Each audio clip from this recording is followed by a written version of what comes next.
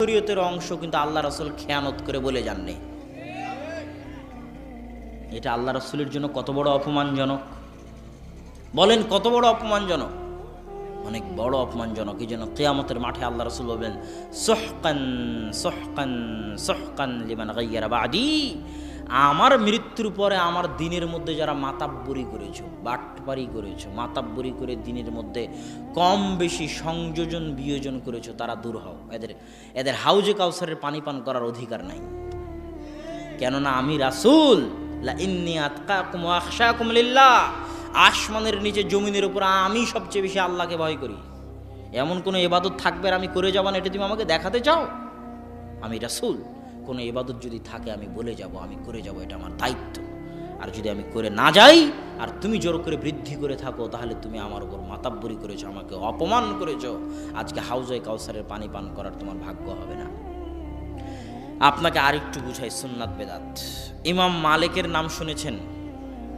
ইমাম মালিক 179 হিজরিতে মারা গেছেন। মুয়াত্তা মালিকের লেখক। মুয়াত্তা মালিক নামে একটা হাদিসের গ্রন্থ আছে, যে হাদিসের গ্রন্থের লেখক হচ্ছে ইমাম মালিক। 4 মাযহাবের এক মাযহাব আছে মালিকি মাযহাব, সেই মাযহাবের তিনি ইমাম। মদিনার মানুষ, মদিনাতেই জন্ম, মদিনাতেই মারা গেছেন। মসজিদে নববীতে দারস দিয়েছেন। বাকিউল গারকাতে তার কবর আছে। ইমাম মালিক রাহিমাহুল্লাহ রাহমাতান ওয়াসিআ। ইমাম মালিকের দরবারে একজন ব্যক্তি এসে বলতেছে, ইমাম মালিক, উরিদু আন উহরিমা মিন কবরি রাসূলিল্লাহি সাল্লাল্লাহু আলাইহি ওয়াসাল্লাম। ইমাম মালিক, আমি আল্লাহর রাসূলের মসজিদ থেকে, আল্লাহর রাসূলের কবরের পাশে থেকে ইহরাম বাঁধতে চাই। ইহরাম বাঁধা বুঝেন? ইহরাম বাঁধা মানে হচ্ছে হাজিরা একটা সাদা কাপড় পরে না, ওই সাদা কাপড় পরে লাব্বাইক আল্লাহুম্মা লাব্বাইক লাব্বাইক লা শারীকা লাক লাব্বাইক ইন্নাল হামদা ওয়ান নি'মাতা লাক ওয়াল মুলক লা শারীকা লাক, এই যে পরে চিৎকার করতে করতে, এটাকে বলে ইহরাম বাঁধা। এটাকে কি বলে? ইহরাম শব্দের অর্থ হচ্ছে হালাল জিনিসকে হারাম করে নেওয়া। ইহরাম শব্দের শাব্দিক অর্থ হচ্ছে হারাম করে নেওয়া। কেন হারাম করে নেওয়া নাম? কেননা ইহরাম বাঁধলে অনেক হালাল কাজ কি হয়ে যায়? হারাম হয়ে যায়। স্ত্রীর সাথে সহবাস করা হালাল না হালাল নয়? হালাল। কিন্তু ইহরাম বাঁধলে ওটা কি হয়ে যায়? হারাম হয়ে যায়। নখ কাটা হালাল না হারাম? হারাম। কিন্তু ইহরাম বাঁধলে ওটা কি হয়ে যায়? হারাম হয়ে যায়। চুল কাটা হারাম না হালাল? হালাল। কিন্তু ইহরাম বাঁধলে ওটা কি হয়ে যায়? হারাম হয়ে যায়। তাহলে ইহরাম বাঁধা মানে হচ্ছে অনেক হালাল কাজকে নিজের উপর কি করে নেওয়া? হারাম করে নেওয়া। শিকার করা, গরু জবাই করা, ছাগল জবাই করা, কবুতর জবাই করা, তীর দিয়ে শিকার করা, এটা হালাল না হারাম? হালাল। কিন্তু ইহরাম বাঁধলে ওটা কি হয়ে যায়? হারাম হয়ে যায়। তাহলে ইহরাম মানে অনেক হালাল কাজকে নিজের উপর হারাম করে নেওয়া। এটা কিসের মাধ্যমে? ওই কাপড়টা পরিধান আর এই নিয়ত করার মাধ্যমে, যে লাব্বাইক আল্লাহুম্মা লাব্বাইক, এই লাব্বাইক ধ্বনি দেওয়ার মাধ্যমে ইহরাম করা হয়। এখন কথা হচ্ছে, আল্লাহর রাসূল ইহরাম বাঁধার জন্য প্রত্যেক দেশ ও জাতির নির্দিষ্ট জায়গা করে দিয়েছেন। যেমন এইটা যদি আমরা ধরি যে এটা হচ্ছে মদিনা, এটা কি বলেন তো? মনে মনে আপনারা ধরেন এটা কি? মদিনা। কথা বলছেন না কেন? এটা কি মদিনা। এইটা হচ্ছে মক্কা। এই মদিনা থেকে মক্কা 10 কিলোমিটার দূরে একটা জায়গা আছে, তার নাম যুলহুলাইফা। কি নাম? যুলহুলাইফা। মদিনাবাসীর জন্য এবং যারা মদিনা দিয়ে অতিক্রম করবে তাদের ইহরাম বাঁধার জায়গা হচ্ছে মদিনা থেকে 10 কিলোমিটার দক্ষিণে মক্কার দিকে যুলহুলাইফা নামক জায়গা তাদের ইহরাম বাঁধার জায়গা। এখন এই ব্যক্তি ইমাম মালিককে বলতেছে, ইমাম মালিক, আমি মদিনার মসজিদের নববী থেকে আল্লাহর রাসূলের কবরের পাশে থেকে ইহরাম বাঁধতে চাই। কথা কি বোঝা যায়? তখন ইমাম মালিক বলতেছে, আখশা আন তাকা ফিল ফিতনাহ, আমি ভয় পাচ্ছি যে তুমি ফিতনার মধ্যে পতিত হয়ে যাবে। তখন ওই ব্যক্তি বলতেছে, আজীব কথা, আইয়ু ফিতনাতিন হাজিহি, আপনি এমন কিসের ফিতনার কথা বলতেছেন? আমি যদি যুলহুলাইফা পার হয়ে চলে যেতাম তাহলে না হয় ফিতনা হলো বুঝতাম।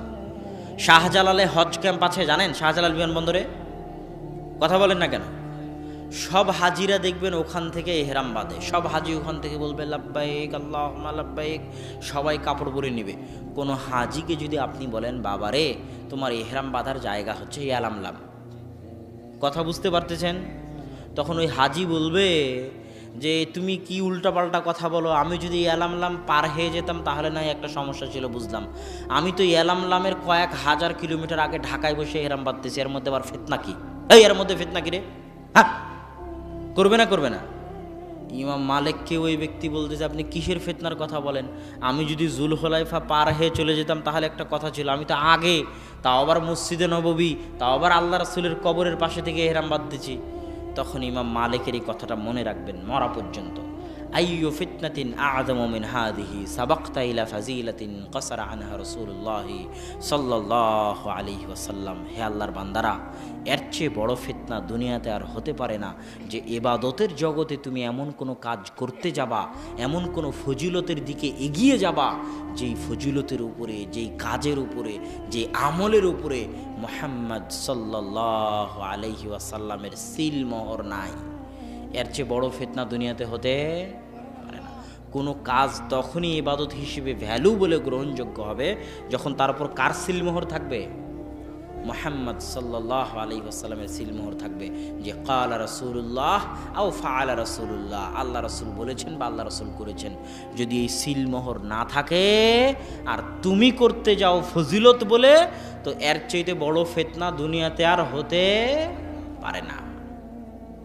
সম্মানিত উপস্থিতি, এখানে আপনাদের একটা কথা বলি উদাহরণ হিসেবে। জুমার দিন ছিল না কয়েকদিন আগে? জুমার দিনে আপনারা জুমার সময় কয় রাকাত সালাত আদায় করেন? কয় রাকাত? আর ওই জোহরের সালাত কয় রাকাত আদায় করেন ওই সময়? 4 রাকাত। এখন কথার কথা, সারা পৃথিবীর সব আলেম ওলামা, সব হুজুর মিলে এক জায়গায় বসে ইজমা হিসেবে সিদ্ধান্ত নিল যে সালাত আদায় করা যেহেতু ভালো কাজ, সেহেতু জুমার দিন আমরা জোহরের মতো 4 রাকাতই আদায় করব। কথা বুঝতে পারলেন? তো যদি সিদ্ধান্ত নেয় সব আলেম মিলে, সারা বাংলাদেশ, ভারত, পাকিস্তান, সৌদি, কুয়েত, কাতার, বাহরাইন, সব আলেম মিলে যদি সিদ্ধান্ত নেয়, আর